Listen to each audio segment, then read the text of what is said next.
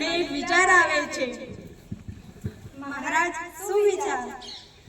કે આ પૃથ્વી પર મહાન વ્યક્તિ કોણ ગણાય છે? મહારાજને એક સવાલ છે કે આપણની આ પૃથ્વી પર સૌથી મહાન વ્યક્તિ કોણ છે? મહારાજ, મને એવું લાગે છે કે સૌથી મહાન વ્યક્તિ તો ખેડૂત જ ગણાય છે। ખેડૂત કેવી રીતે? ખેડૂત પોતાની મહેનતથી ફસલ ઉગાવીને ઘેર ઘેર અનાજ પહોંચાડે છે, તેથી મને એવું લાગે છે કે ખેડૂત જ મહાન ગણાય છે। નાના મહારાજ, મને લાગે છે કે ડોક્ટર જ મહાન છે।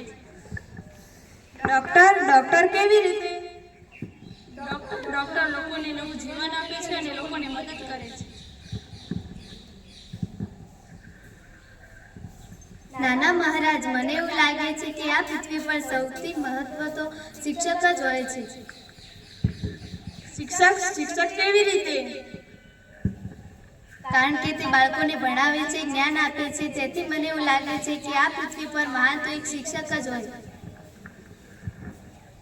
બિરબલ, આ પૃથ્વી પર તો ઘણા બધા મહાન વ્યક્તિઓ છે, મારે તો એક જ મહાન વ્યક્તિ જોઈએ છે। ઠીક છે મહારાજ, મને થોડો સમય આપો, હું તમને 2 દિવસમાં જાણ કરું। ઠીક છે। મહારાજ કી જય, મહારાજ કી જય। 2 days left।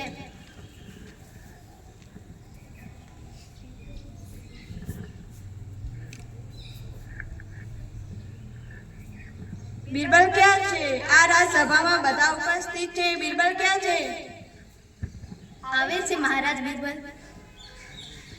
અહીંયા જ છું મહારાજ। કેમ બિરબલ આટલું મોડું થઈ ગયું? તમે કીધું હતું કે આ પૃથ્વી પર સૌથી મહાન વ્યક્તિ કોણ છે, તેનો ઉકેલ મેળવવા ગયો હતો। ક્યાં છે? આવે જ છે મહારાજ। પ્રણામ ગુરુજી, આયુષ્યમાન ભવ બેટા। બિરબલ, આ બધા એમને શું કામ પ્રણામ કરે છે? રાજા, મને એવું લાગે છે કે આ બધા તેમને પ્રણામ કરે છે, તો આપણી પૃથ્વી પર સૌથી મહાન વ્યક્તિ આ છે, તેમને પૂછી જુઓ ને। હા, સાચી વાત છે, આ જ અમારા ગુરુ છે, એમને જ અમને સાચો રસ્તો બતાવ્યો છે, આજે એમના લીધે જ અમે ડોક્ટર બન્યા છે। હા મહારાજ, સાચી વાત છે, આ જ અમારા ગુરુ છે, એમના લીધે જ અમે આ શિક્ષક બન્યા છીએ। આજે આપણને પ્રશ્નનો ઉકેલ મળી ગયો છે કે આ પૃથ્વી પર મહાન વ્યક્તિ તો ગુરુ જ ગણાય છે।